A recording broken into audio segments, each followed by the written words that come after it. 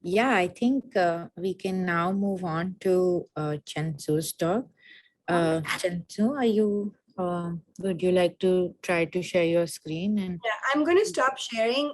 Thank you, everyone. Have a good day. Bye bye. thank you.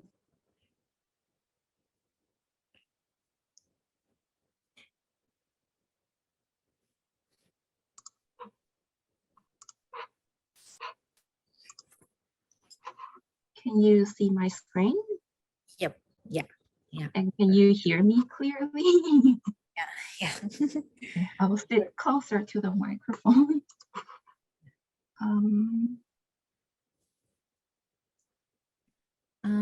Yeah. So, Chien-Tzu, I'll just quickly introduce you and give the floor to you. Like I said before, we are in week 2 of Fair February. Fair February's theme this year is data science and social justice. And week 2 is about social justice in health, in which Chien-Tzu, who is a PhD candidate at the economics department of Brown University, is going to be talking about a very policy relevant question about take-home pregnancy tests and their availability. So yeah, take it away, Chien-Tzu. Okay, thank you for having me. So this is my project, and I think it's somehow relevant for social justice. So let's take a look.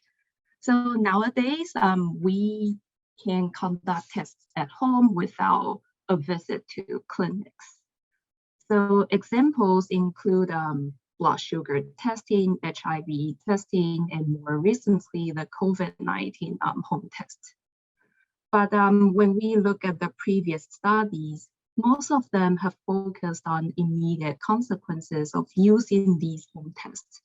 So studies, they usually look at the uptake, they care about whether people really use these home tests, they look at the accuracy, the performance, or the follow-up actions. So when it is a disease, scholars care about whether people seek for further treatments or like take some prevention actions or seek for like professional consultation. But what we don't know is that we don't know whether using these home tests are just a matter of convenience, or is it that the timing of access to these tests actually brings long-term consequences for welfare. So that's this paper. In this paper, I look at this home pregnancy test, which was one of the earliest examples of home testing. And home pregnancy tests were introduced to the US market at the end of 1977 as an over-the-counter product. So before home pregnancy tests became available, even though pregnancy confirmation was already available in clinics before this, women still mostly rely on their own experiences or morning sickness symptoms to diagnose whether they are pregnant or not. And the reason was because before this home test became available, women usually had to make an appointment with the clinic 2 or 3 weeks in advance and wait for like 2 or 3 weeks and then visit the doctor. The sample was taken and then wait for a couple of more days to learn their results. And not to mention that the environment was very, very male dominated. Women kind of felt that they were forced to share this news with people that they didn't really know. So it wasn't very ideal. But this was a very exciting innovation because home pregnancy test provides private, accurate, and fast pregnancy confirmation, which allowed women to decide when, where, and who they want to share this news with. So if we take a look at this this piece of advertisement, we can see that women were directed to drugstores for their purchase, and the features of being accurate, private, and like easy to conduct was like really emphasized in this printed ads. So there were two different reproductive health benefits like suggested by the early proponents. The first benefit was that for women who were not planning to conceive, they could carry out an early abortion. And this is because if they can confirm their pregnancy earlier, they could also, they became like more likely to meet the gestational limits for abortion. They had more time to make their own decision. And for the other group, for women who were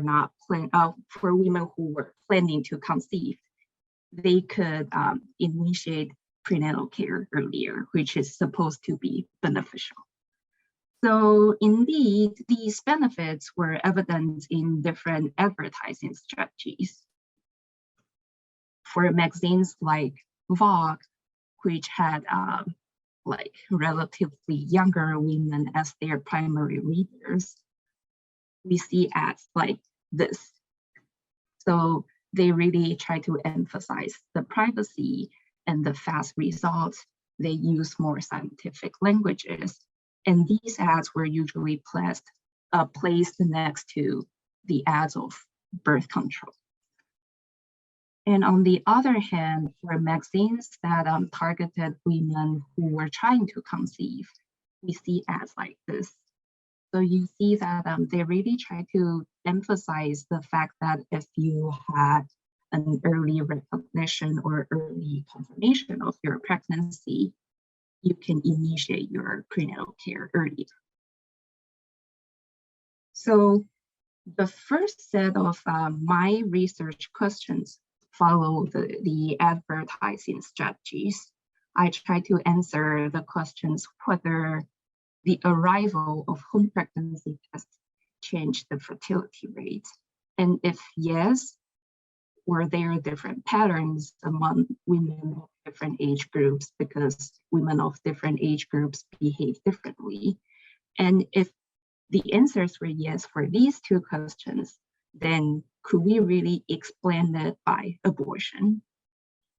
For another group of women, I try to answer the question of whether they adopt early prenatal care after this product became available.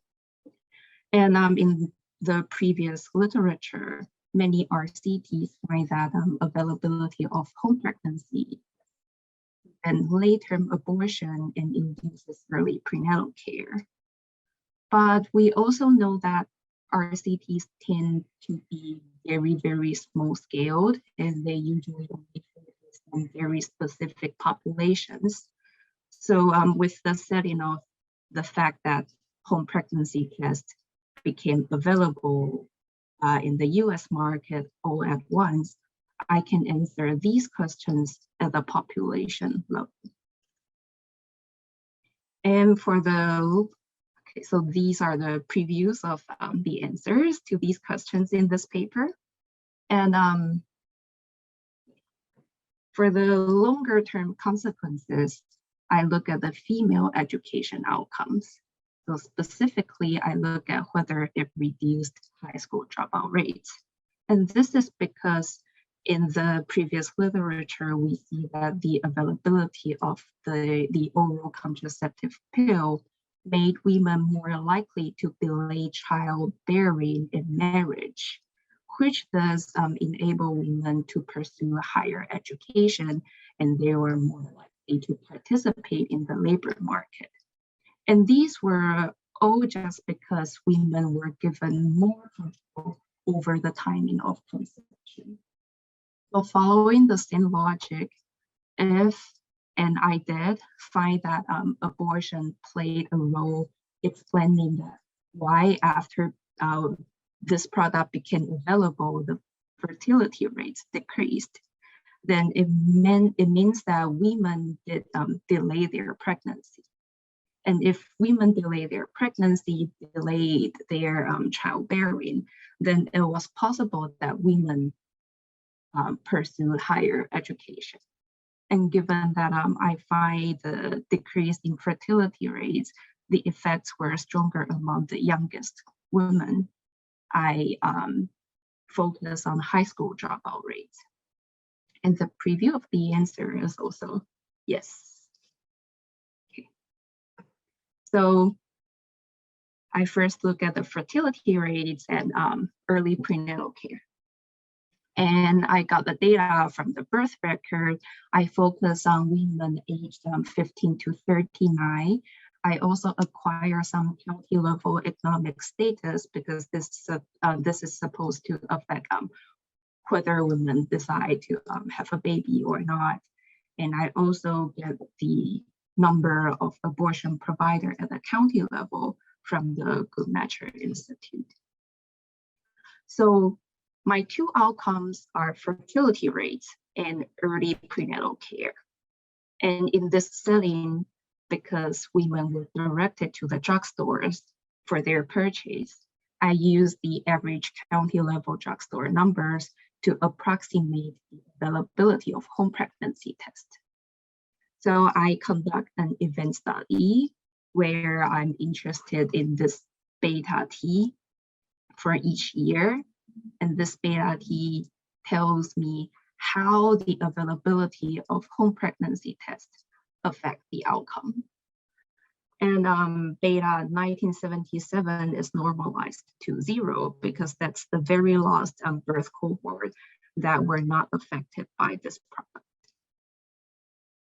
So the findings, I plot all the betas for each year. And as you can see, there is a very significant trend break at around 1977 and 78. And I also plot the linear prediction. So without this event, the trend would have been this red dots linear prediction. And as I mentioned, I further break my samples down by age groups because women of different life stage may behave differently. So for the group aged 15 to 19, we also see a very significant trend break. And when we take into account the fact that the birth rate or the fertility rate is lower for this group, the effects were actually stronger among this group. And for the following age groups, we also see the trend breaks, maybe some doubts about the significance around here, but the trends were very different before and after. But when we look at the average fertility rates here, we see that the effects were not that big compared to the age 15 to 19 group. And for the group of age 30 to 34, we don't really see an impact. For the group of age 35 to 39, maybe something, but very insignificant. The effect sizes were very, very small, and they are all not distinguishable from 0. So the patterns make sense or not. When I plot the abortion ratio by age groups, we do see that for the group of age 15 to 19, the abortion ratio were always the highest during my studying period. But is there really that abortion played a part in this decreasing fertility rates? Well, so to answer this question, I focus on the younger women because this is where we found the stronger effects on the decreasing fertility rates. And I divide these women into 2 groups by whether the county of residence has at least 1 abortion provider within 30 miles. So the results tells us that if we look at this blue line here, when you don't really have an abortion provider nearby, there was no trend break. But when you do have at least 1 abortion provider nearby, then the trend break is still there.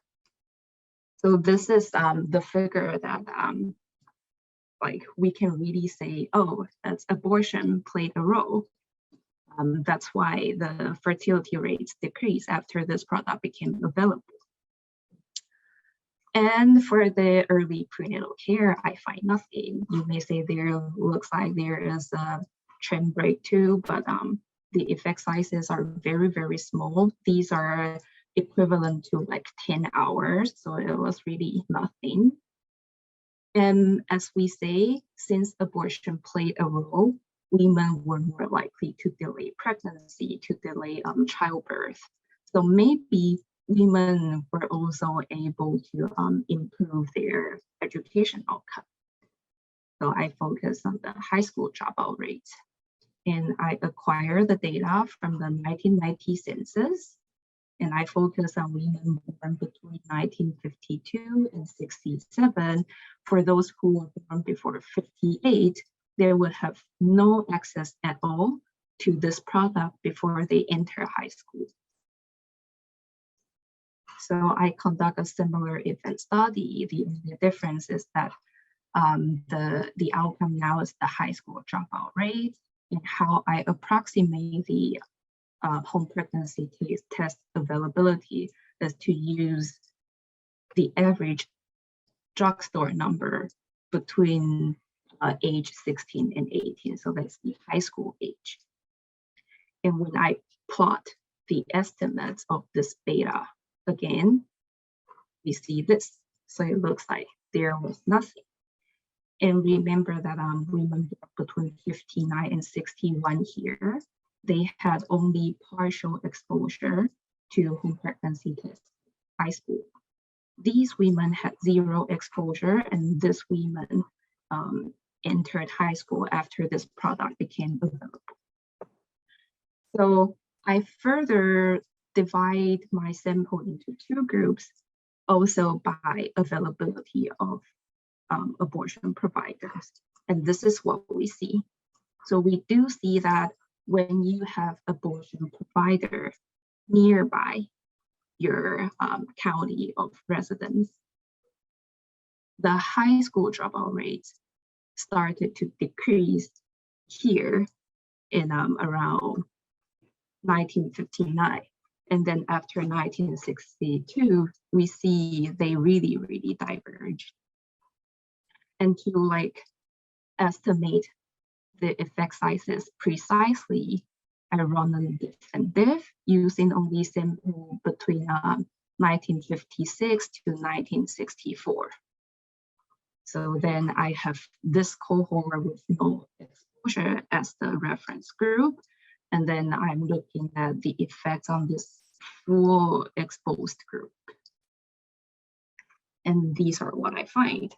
So we see that if you had full exposure to this product when you enter high school and you live in areas with abortion providers, then your high school dropout rate decreased by 7% if I further restrict the cutoff for the abortion provider distance.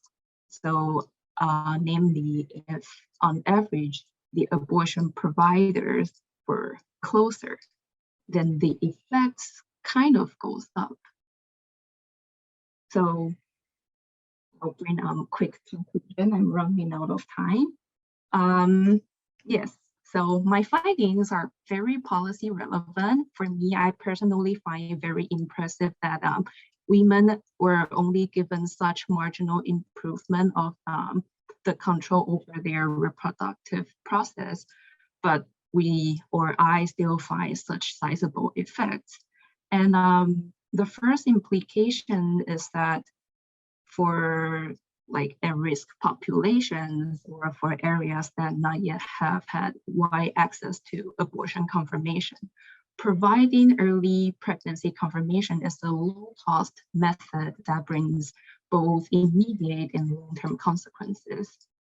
And the second implication is that based on the finding that if you have abortion provider closer, then your high school dropout rate decrease. This suggests that efforts to reduce access to abortion services, like those overturning Roe v. Wade movements, are very likely to reduce educational attainment among young women, which would generate long-term costs. So this is it, and I'm happy to answer any questions that you have. Thank you.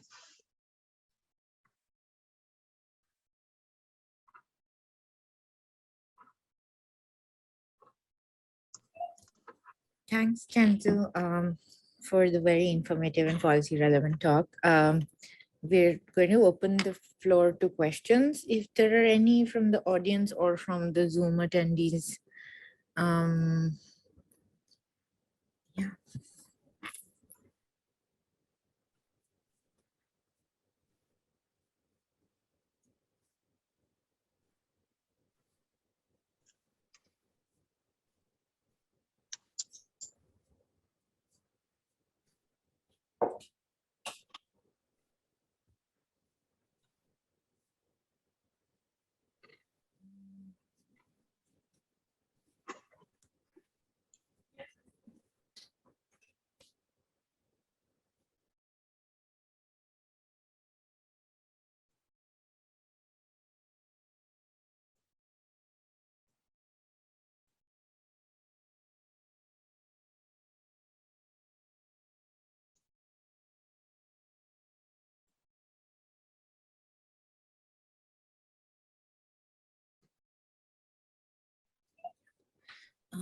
I don't think we're getting any questions, Cheng-Tzu, but thank you so much for the talk. This was very informative and indeed very impressive results that you have about the effect of even providing the massive benefits of providing marginal autonomy to women over reproductive or over their bodies.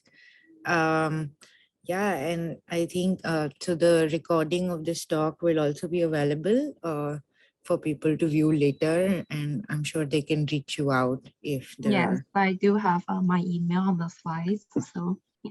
Okay, great. Thank you. Okay. Thank you. So